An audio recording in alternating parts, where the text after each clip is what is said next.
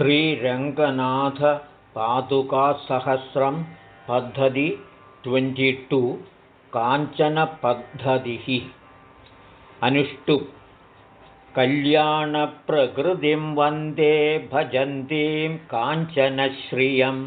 पदार्हां पादुकां शौरेः पद एव निवेशिताम् वसन्तमालिका मधुजित्तनुकान्तितस्कराणां जलदानामभयं विधातुकामा चपलेव तदङ्घ्रिमाश्रयन्ती भवती काञ्चनपादुके विभाति निकषीकृतरम्यकृष्णरत्ना भवती काञ्चनसम्पदं व्यनक्रि परिपुष्यति पादुके यदीक्षा सहसा न समलोष्टकाञ्चनत्वम् सुरभिर्निगमैः समग्रकामा कनकोत्कर्षवती पदावनित्वं दिशसि प्रतिपन्नमाधवश्रीरनिशोन्निद्रमशोकवैभवं नः सदिवर्णगुणे सुवर्णजादेर्जगदिख्यातमसौरभादवर्णं श्रुतिसौरभशालिना स्वहेम्ना भवती शौरिपदावनिव्युदास्तद प्रतिपन्नमयूरकण्ठधाम्ना परिशुद्धेन पदावनिस्वकेन कमलास्तनभूषणोचितं तद्भवती रत्नमलङ्करोति हेम्ना वसन्ततिलकं कान्त्यापरं पुरुषमाप्रणखात् सुवर्णं कर्तुं क्षमा त्वमसि काञ्चनपादरक्षे अन्यादृशीं दिशसि या विनतस्य दूरात् दारग्वधस्तबकसम्पदमिन्दुमौलेः चन्द्राकृधिः कथमकल्पयथास्तदानीं वैमानिकप्रणयिनी वदनाम्बुजानां विक्रान्तिकालविततेन निजेन धाम्ना बालातपं बलिविमर्दनपादुके त्वं लेभे तदा प्रभृति नूनमियं भवत्या कान्त्या कवेरतनया कनकापगात्वं यावन्मुकुन्दपदहेमपदावनित्वं पुण्यं विभूषितवती पुलिनं तदीयम् चित्रं सरोजनिलया सहितस्य शौरेर्वासोचितानि चरणावनि संविधित्सोः सद्यो विकासमुपयान्ति समाधिभाजां चन्द्रातपेन तव मानसपङ्कजानि त्वय्येव पादमधिरोप्य नवं प्रवाहं नाधे पदावनि निशामयितुं प्रवृत्ते आत्मीयकाञ्चनरुचा भवती विधत्ते हेमारविन्दभरितामिव हेमसिन्धुं मालिनी विहरति पुलिनेषु त्वत्सखे रङ्गनाथे कनकसरिदियं ते पादुके हेमधाम्ना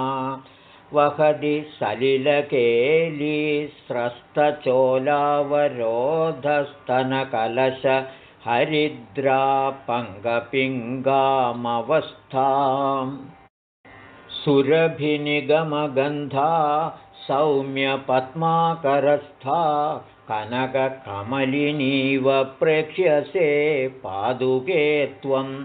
भ्रमर इव सदा त्वां प्राप्तनानाविहारशतमखमणिनीलसेवते शार्ङ्गधन्वा कनकरुचिरवर्णां पादुके सह्यसिन्धुश्रियमिव महनीयां सिन्धुराजस्य पत्नी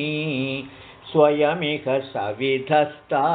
सौम्यजामादृयुक्तामुपचरदिरसेन त्वामपत्याभिमानात् अनुकलमुपजीव्या दृश्यसे निर्जराणां त्रिपुरमथनमौलौ शेखरत्वं दधासि प्रतिपदमधिगम्य प्राप्तशृङ्गासि शौरेस्तदपि चरणरक्षे पूर्णचन्द्राकृतिस्त्वं कनकमपि तृणं ये मन्वदे वीदरागास्तृणपि कनकं ते जानदे त्वत्प्रकाशैः मधुरिपुपदरक्षे यत्त्वदर्थोपनीतान् परिणमयसि हैमान् देवि दूर्वाङ्गुरादीन् पृथ्वी विशुद्धिमधिगच्छदिज्वलनसङ्गमात् काञ्चनं विदन्ति जगन्ति तन्न खलु तद्विपर्यस्यति कथं कनकपादुके कमललोचने साक्षिणि त्वयैव परिशुद्धता हुदभुजो विजाखट्यते मन्दाक्रान्ता तारासङ्गप्रथितविभवां चारुजाम्बूनदाभां त्वामारुधस्त्रिदशमहितां पादुके रङ्गनाथः सञ्चारिण्यां सुरशिखरिणस्तस्तुषा मेखलायां तत्ते मत्तद्विरदपदिना साम्यकक्ष्यां समीक्ष्याम्